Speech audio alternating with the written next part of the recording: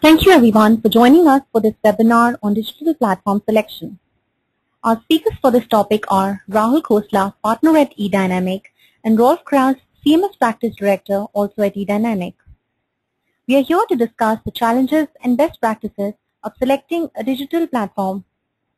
As part of our agenda, we'll cover a quick introduction to eDynamic, an overview of digital platform selection, challenges and best practices with selecting a digital platform, and finally, we'll take up a case study of large international electronic consumer manufacturer to cover the selection process best practices. At the conclusion of the presentation, we'll have a question and answer session. And now, over to Rahul Khosla from eDynamic.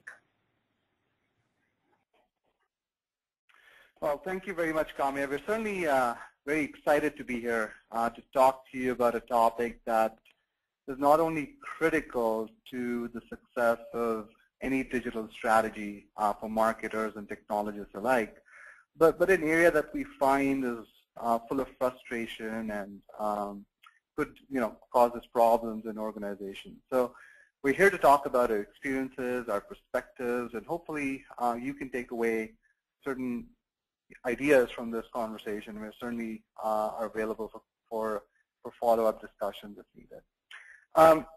So as Kamya described, the agenda for the conversation, we'll do a quick introduction to eDynamic, but then we'll really get into the crux of the material to talk about what ultimately would lead to successful digital platform selection. What are the challenges that you might face? And then a real case study of picking a platform for a fairly large electronics retailer. Just a quick introduction to eDynamic. We're a digital solutions firm, global.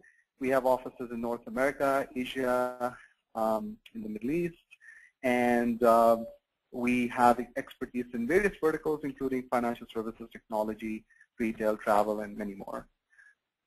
At eDynamic, what we really do is we blend strategy, experience, and technology to help marketers with acquisition and servicing of customers. So in this example, in the conversation we're having today, we are going to talk about those areas and how we help marketers select platforms, but we're also going to talk about the challenges they face. This is just an overview of some of our customers. I won't spend a lot of time here. But really what we're here to talk about is digital platform selection. It's an area that is, it's an area that it's changing. There's rapid transformation taking place currently. We're finding that our customers are finding it difficult to select appropriate platforms with all the change that's taking place. And in this conversation, we would love to talk about what does it take to select a digital platform? What are some of the frustrations and challenges? What are some of the pitfalls that you should look for? And hopefully some of that will resonate with you. There's been a transformation that's been taking place in the digital space. We're finding that marketers' needs are becoming very sophisticated. Social media has changed the way that brands engage with customers. And there's been a proliferation of technology, of products in the digital space, which is leading to challenges. And selecting a platform is not as simple as it appeared to be. There was a time when it was simple. There was a time when selecting a CMS was essentially selecting a digital platform. That's no longer the case. We're finding that under the hood, there's a lot more. When it comes to selecting a digital platform, we find that quite a few decision makers go down the path of selecting a CMS, but very quickly they realize it's more than just selecting a CMS. There's marketing automation technologies, there's communities, there's digital asset management, and so many more. And this ecosystem is growing. But that's what it's all about. It's all about selecting within that ecosystem. It's about understanding what your needs are and then picking the appropriate technologies that would meet your needs. So there's certainly more than meets the eye. It's not just about selecting a CMS. And that's where we find right off the bat quite a few decision makers and organizations struggle because they're trying to find this right fit CMS. And to be honest, there is none. CMSs do certain things, but there are areas where they simply have no capabilities or very, very limited capabilities.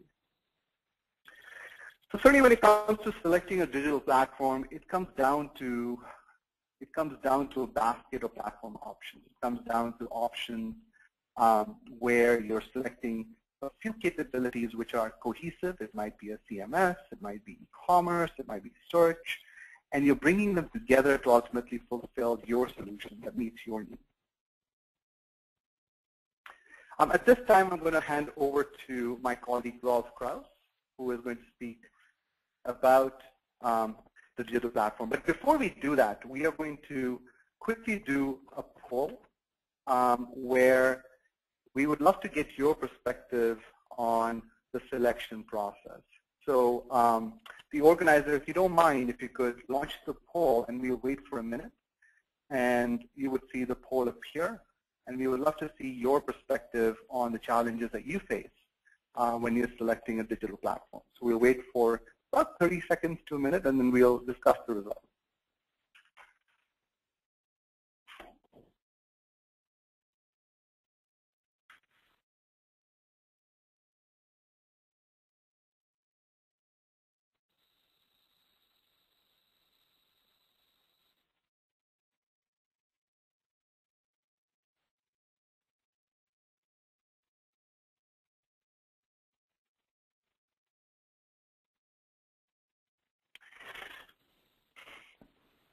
We can already see the trends moving down a particular direction, and I must say I'm not surprised.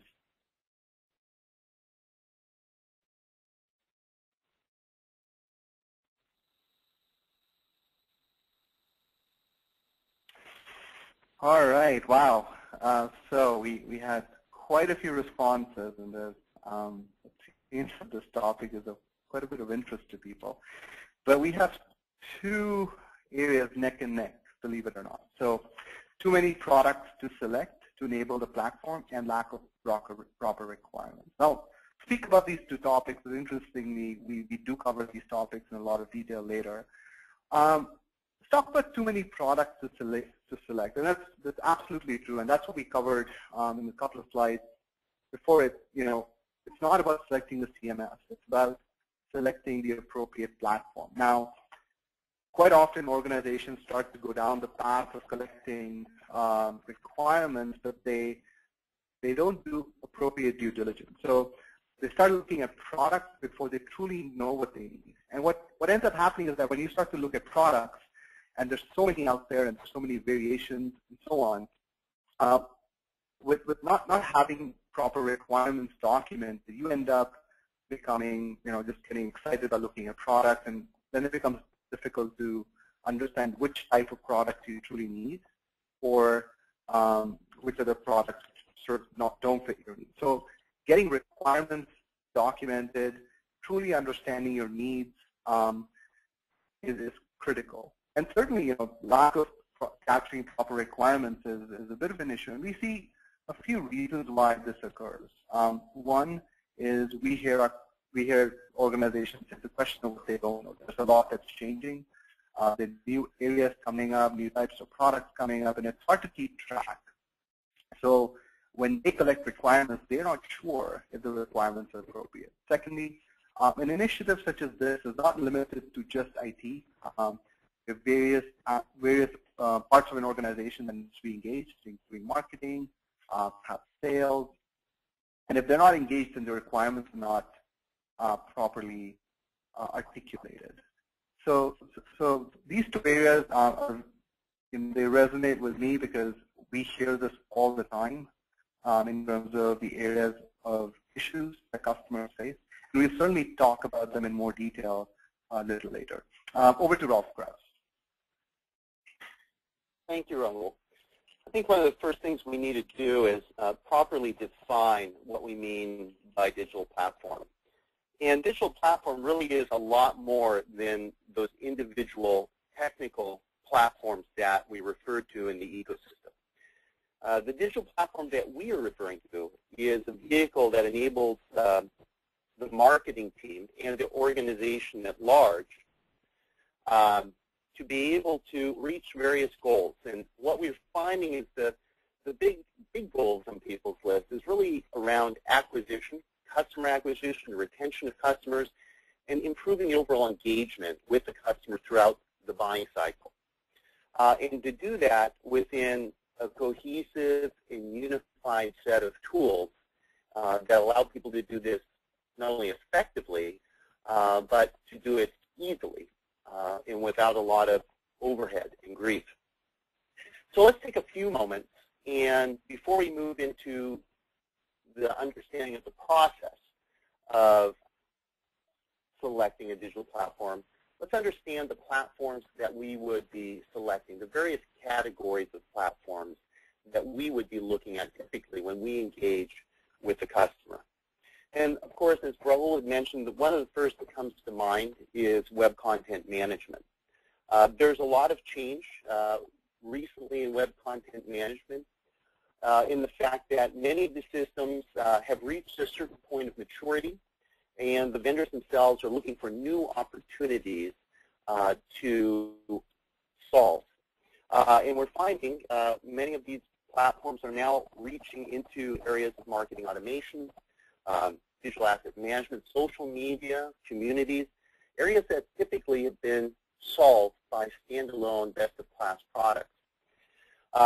With that in mind, there are various considerations that we need to look at, particularly when we're weighing content management systems up against a variety of other platform categories, and just to understand what this core platform in CMS provides versus what additional capabilities it has that might reach into some of these other categories.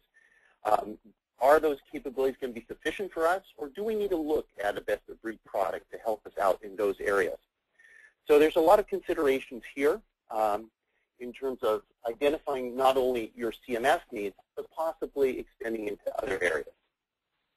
With the increased activity that you folks may have noticed in the market, there's a lot of consolidation between companies, acquisition that's occurring. So it's very interesting times for content management systems, and it makes it a bit more challenging now to do the proper selection. A complement that most of us think of to content management is, of course, site search. And site search as well is going through some changes in the fact that we're no longer thinking about site search as purely a web-specific search or a website-specific search, but rather a tool that might be able to stretch across multiple channels and platforms. It could be doing search against forums or blogs within your community site. Might be searching even outside of your own domain and looking for results returned from Facebook pages that are specific to your fan site on Facebook. So there may be a lot of ways a search engine now will be used that's very different than what we had experienced a couple years ago. With that, there's a lot of things that we used to see as very expensive, things like faceted navigation, which are great for highly structured content. And now we're beginning to see the technologies trickle down from semantic search or natural language search come down into more of the mid-range of some of the search engines. So there's a lot of great things happening here. And search, again, if that experience isn't good, it's one of the key things that people will use as an excuse to turn away from your site and look at a competitor's site. So it's definitely something we want to pay attention to. Another complement that most of us have talked about in the past when we think about content management, we talk about our website, of course, is analytics. And analytics, very much like search, is also going through quite a few changes in the fact that, as we stated before, there may be a variety of platforms within the digital platform ecosystem. And analytics is really about measuring and understanding not only how well we're doing, but some of the new things